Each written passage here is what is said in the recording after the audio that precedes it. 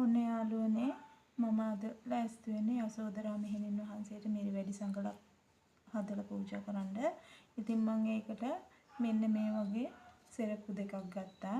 ඉතින් මම මේක නම් ඉස්සර වෙලා පොඩ්ඩක් හැදුවා මගේ ලේසියට ඔයාලට පෙන්නන්න. ඉතින් මේක මම දැන් හදන්න යන්නේ. ඉතින් ඒකට මම මේ වගේ පබළු ටිකක් ගත්තා. මේ මං ගාව තිබුණේ මේ රෙද්ද තිබුණ නිසා මම මේ රෙද්ද ගත්තා. ඉතින් මේක හදන්න හොඳයි වෙල්වට් රෙදි කෑල්ලක් තියෙනවා නම් ඉතින් මන් ළඟ මේක තිබුණ නිසා මම ඒක පාවිච්චියට ගත්තා. ඉතින් මම මේ විදිහට ලේසියට සෙරප්පුව ආකාරයෙන් කපාගෙන මෙන්න මේ විදිහට තමයි දැන් හදන්න ලෑස්ති.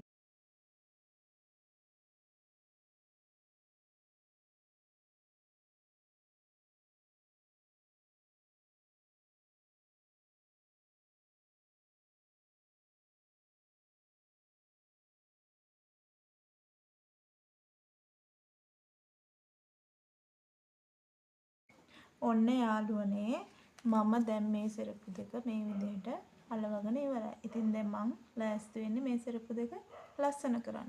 අපි බලමු කොහොමද ඒක කරන්නේ කියලා.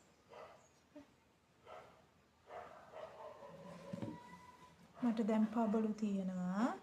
ඒ පබළු අරගෙන මම මෙන්න මේ විදිහට මෙහෙම ලස්සනට අලව ගන්නවා.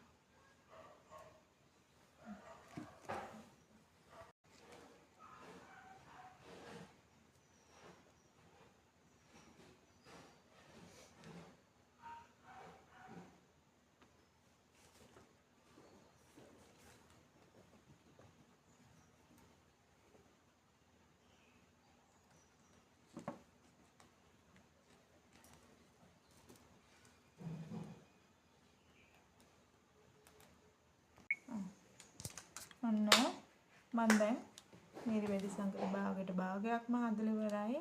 තව පොඩි කොටසක් තියෙනවා මට. දැන් පේනවද?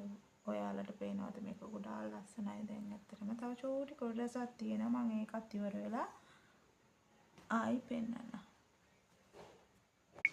ඔන්න යාළුවනේ මම දැන් මිරි වැඩි සංගල හදලා ඉවරයි.